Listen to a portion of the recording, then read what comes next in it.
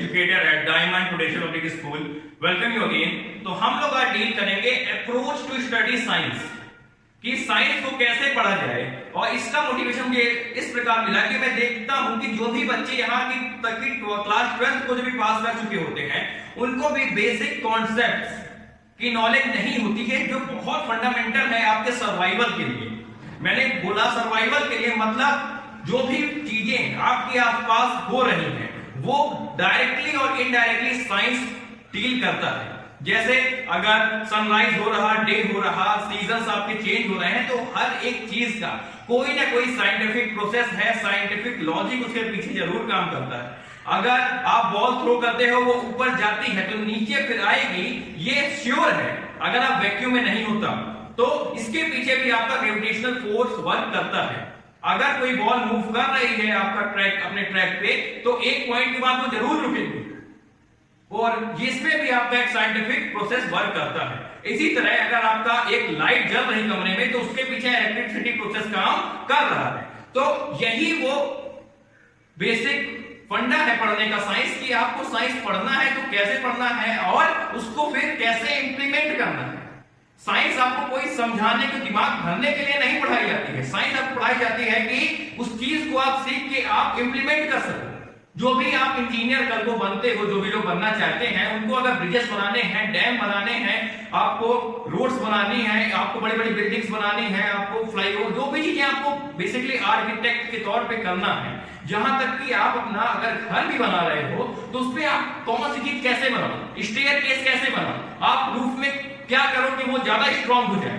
तो ये सब चीजें आप कभी कभी देखते हो, एक आपने रेजोनेंस इफेक्ट पढ़ा होगा। रेजोनेंस इफेक्ट में कहा जाता है कि अगर एक बटालियन या फिर सोल्जर्स की ट्रूप रेजोनेट करके अगर एक साथ चलेगी तो वो आपका एक ब्रिज को भी गिरा सकती है। तो ये सब बहुत ही ज्यादा इंप्लीमेंट करने लायक आपके कॉन्सेप्ट हैं, जो आपको पता होना चाहिए। आपको अगर रिफ्लेक्शन करके आपको मल्टीपल इमेजिंग करनी है, या तो आपको कंसंट्रेशन ऑफ इमेजेस कराना है, या फिर आपको रिफ्रैक्शन ही डेविएट कराना है किसी भी आपके रे को, लाइट को वन मीडियम से अनदर में, आपको स्कैटरिंग कराना है, आपको और भी कुछ करना है, तो जो भी आपके बेसिक चैप्टर्स हैं, जो भी आपके बेसिक कॉन्सेप्ट्स हैं, उसकी नॉलेज आपको जरूर होनी चाहिए। अब इसमें करना क्या है, जैसे कि हम सब जानते हैं कि बेसिक 3 आपके फील्ड्स होते हैं, आपका बायोलॉजी, केमिस्ट्री प्लस फिजिक्स।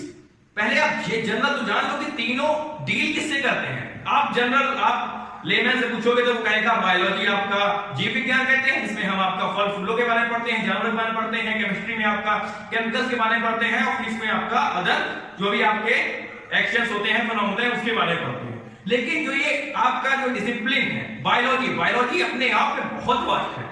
ये आपका ऑर्गेनिक चीजों से तो डील करता ही करता है, लेकिन उसका इंटर रिलेशन विद ऐसा हो ही नहीं सकता है कि कोई भी एक इंडिविजुअल बिना फिजिक्स और केमिस्ट्री के रह सके। मैं यहां पे खड़ा हूं तो मेरे में बायोलॉजी, केमिस्ट्री प्लस फिजिक्स तीनों एक साथ काम कर रही है। तो अगर कोई सोचे कि वो अगर बायोलॉजी को फिजिक्स और केमिस्ट्री से सेपरेट करके पढ़ लेगा, तो ये सबसे बड़ी गलती है।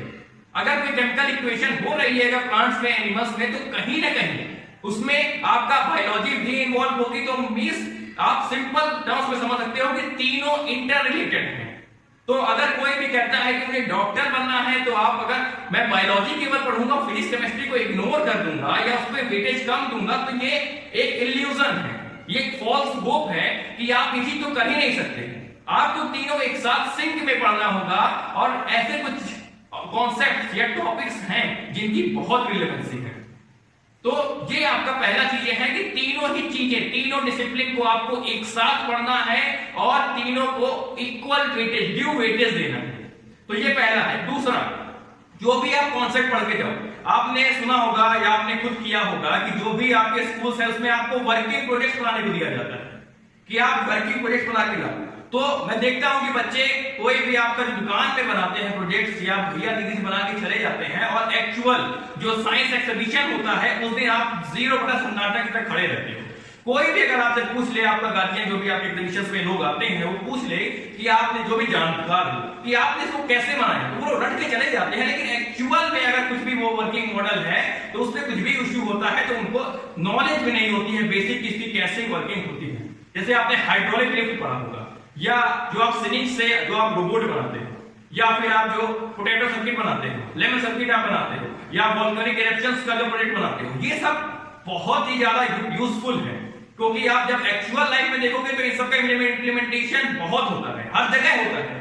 तो अब तो सोलर का भी इतना ज्यादा स्कोप हो गया है, तो ये सब जो प्रोजेक्ट्स आपको दिए जाते हैं, ये कोई आपका टास्क के तौर पे नहीं दिया जाता कि आप करोगे तो पास हो जाओगे, ये पासिंग स्किल नहीं है, ये आपको actual application based knowledge provide करने के लिए दिया जाता है कि आप लोग कुछ माइंड चलाओ और खुद बना के दिखाओ, क्योंकि जब तक आप किसी चीज को खुद नहीं बनाते, आपने पढ़ लिया कि हाँ रेसिपी पढ़ लिया कि आपको खाना ऐसे बनाना है या फिर ये ऐसे होता है, चलो होता तो है, इलेक्ट्रिसिटी फ्लो करती है, कभी आपने झालरों की लाइट खुद से बनाई है, या फिर कुछ भी आपका वायरिंग फॉल्ट हो जाए तो आपने कभी देखा है या आप कुछ कर सकते हो। तो ये सब है कि जो भी आपको कॉन्सेप्ट करना है वो आप उसको कैसे करोगे। फॉर एग्जांपल, आप कोई ऐसे लोकेशन में चले गए जहां पे आपको प्योर पानी नहीं मिलता, प्योर पानी नहीं मिलता, गंदा पानी मिलता है, आपके पास फिल्टर नहीं है, तो आप कैसे उस पानी को आप यूजफुल कर सकते हैं। तो ये सब आपको एक बात और याद से आपका इससे प्रूव होती है कि जो साइंस है वो आपको कठिनाई या प्रॉब्लम से बचाता है कि आप जो भी सिचुएशन में हो आप इजिली वहां पे डील कर सको। आप बाइक चलाते हो, कार में आप बैठते हो, तो एक्चुअल में वर्किंग क्या है, आपके चलने में फ्रिक्शन काम करता है, तो फ्रिक्शन जरूरी है कि नहीं जरूरी है, क्या हम बिना फ्रिक्शन की सड़कें बना दें या मैक्सिमम या ऑप्टिमम फिक्सर्स कर लें, तो ये सब चीजें। तो आपको दूसरा एप्लीकेशन बेस्ड आपको इसको साइंस को स्टडी करना है। नेक्स्ट लेवल पे आप क्या कर सकते हो, जो हम लोग हॉट्स होते हैं, बुक के HOTS, higher order thinking skills, उसको नेग्लेक्ट कर देते हैं। टीचर कहते हैं कि लॉन्ग से आएगा, शॉर्ट से आएगा, हॉट से नहीं आएगा। देखिए जेन्युइन की बातें भी हैं कि कुछ तो टीचरों को भी हॉट्स नहीं आता है, ये रियलिटी है, इसमें कोई डाउट नहीं है, क्योंकि हॉट्स मींस वो 1 क्लास 2 क्लास अप होता है, और रियली जो एप्लीकेशन बेस्ड है वही इसको कर ही सकता है। प्लस आपके पास टाइम की भी शॉर्टेज होती है, तो ये आपके ऊपर है कि आप उसको खुद से करो, उसके बाद आप टीचर जाके पूछो, नहीं आएगा उसको तो आपको बताएगा। तो ऐसे जो साइंस बुक होती है उसमें ऐसा कुछ भी नहीं होता है जो आपके मतलब का नहीं है। Each and every page, each and every line, और ये मैं खास कर बोल रहा हूं 9th क्लास के बच्चों से ऊपर के लिए, और आप असाइनमेंट भी इन्वॉल्व होते हैं कि यही वो फाउंडेशन बिल्डिंग स्टेज है जहां पे आपकी या तो इमारत बन जाएगी या ढह जाएगी। तो hope you like the video, और आपको शायद कुछ बातें समझ में आई हो, तो thanks for watching, have a nice day, God bless you.